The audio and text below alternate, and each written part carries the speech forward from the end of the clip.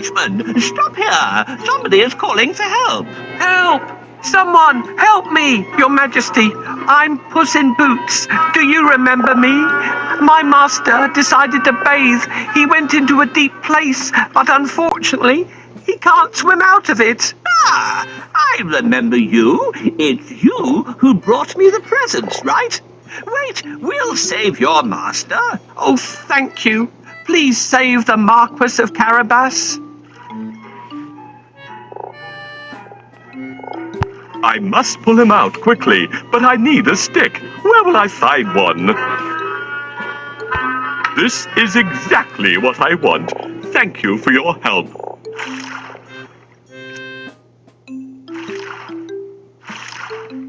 Here you are, dear Marquis of Carabas, safe on land again. Your Majesty, while my master was swimming, his wonderful suit has been stolen. Now he has no clothes to wear. I'll order one of the best suits to be sent from the royal cloakroom for your master.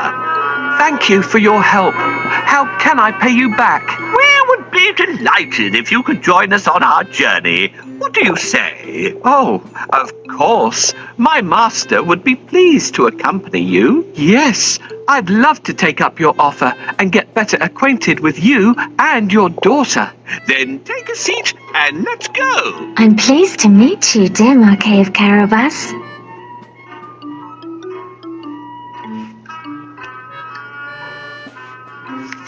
Puss grinned. Things were going just as he had planned. But he had more work to do. If you will excuse me, I'll go and make suitable arrangements to receive our king at the castle. Puss said. Marquis was puzzled, because he didn't live in a castle. But he kept quiet. Puss ran ahead and met some men mowing the fields. My good fellows, stop your work and listen. The king is coming this way, and you are all in grave trouble. The only way to save yourselves is to say that these fields belong to the Lord Marquis of Carabas. Puss announced. The mowers looked at Puss in surprise. They were scared. This Lord Marquis must be very powerful, they thought. They agreed to do exactly what the cat said, to save themselves.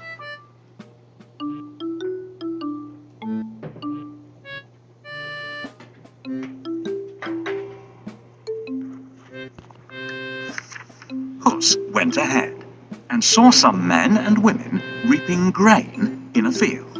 My good fellows, you can reap later, but listen to me now. The king is coming this way, and he'll make mincemeat of you unless you say that these fields belong to the Lord Marquis of Carabas. Puss announced. The reapers were very puzzled, but they definitely did not want to become mincemeat. They promised to tell the king that the fields belonged to nobody but Lord Marquis of Carabas.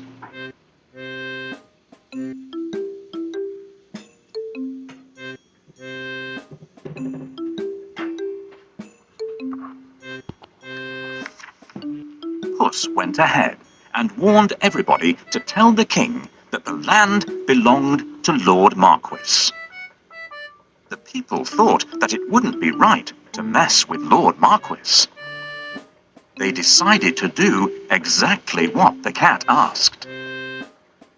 But Puss had still more work to do. Huff, puff. He ran all the way until he reached a huge castle. Can you guess whose castle it was? Yes, the castle and all the lands belonged to a fierce and powerful ogre. But Puss was not scared of the ogre. He knocked at the castle door. Blim, blam. 2 guards opened the door. I'd like to pay my respects to your mighty master, said Puss. The guards knew that the ogre loved anybody who admired him. So they let Puss in at once. Puss bowed low to the ogre. I have heard much about your great powers. Is it really true that you can transform yourself into any animal you wish? asked Puss. Even a lion? Watch me, Said the ogre. Right before Puss's eyes, he transformed himself into a mighty lion. He roared so fiercely that Puss sprang up the curtains in fright. The ogre laughed loudly. That's amazing, Said Puss. but I bet you can't turn yourself into a small creature. That's the most difficult thing in the world. I can. Said the ogre. No, it would be impossible for a mighty ogre to turn into something like, for instance, a mouse? Said Puss. Oh, really? Asked the ogre, snapping his fingers.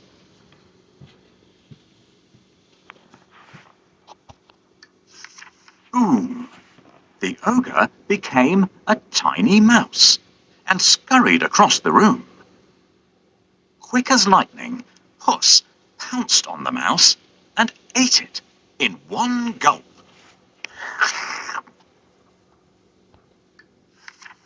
Puss licked his lips.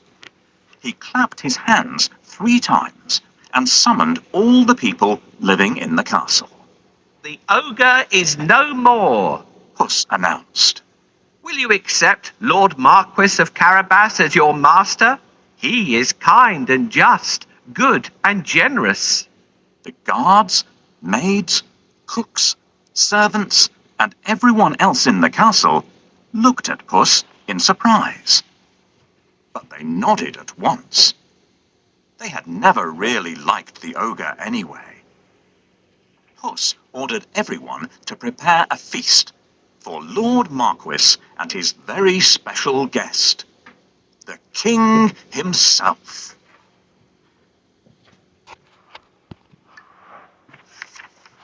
The coach with the king, the princess, and my master will be here soon.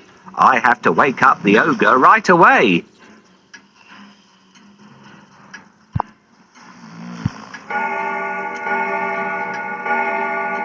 What? Who woke me up? What are you doing here, cat? How dare you disturb me? I have heard that you are a master of magic and can turn into any animal. Is that true? That's true indeed. I can prove it if you have any doubt. I would like to see. Can you do it? Turn into a lion, please. No problem. Oh, how scary. Enough. I believe you. I really believe you now. Well, did I prove how great I am? Indeed. But if I ask you to turn into a tiny mouse, I bet you'll not be able to do it. That's so easy. Watch me. Help me catch this mouse before it turns into an ogre again.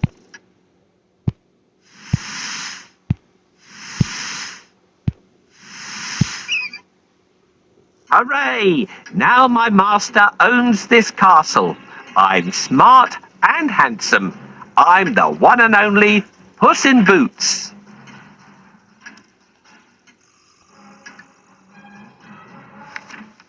Meanwhile, the king travelled through the countryside, speaking to the people. He was very surprised to learn that almost all the land around him belonged to the young man by his side.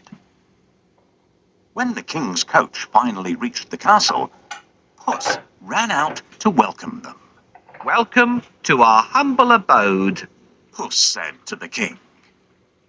The king gulped. The castle was bigger and even more stunning than his own. Puss led them straight to the huge dining hall. The table groaned with the weight of roast chicken, rabbit stew, mince pies, smoked duck, and hundreds of other dishes. The was in seventh heaven. After eating the great feast and sipping the finest wine he had ever tasted, the king said, My dear Lord Marquis, I'd be delighted if you would marry my only daughter.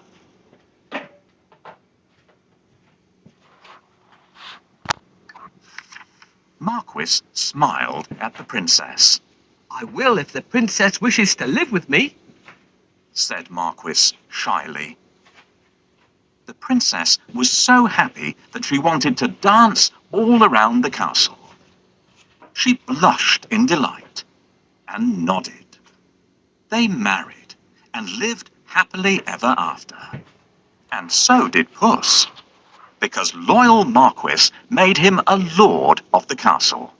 Puss enjoyed great feasts every day, and did not go after rats or mice any more, except now and then, when he wanted some fun.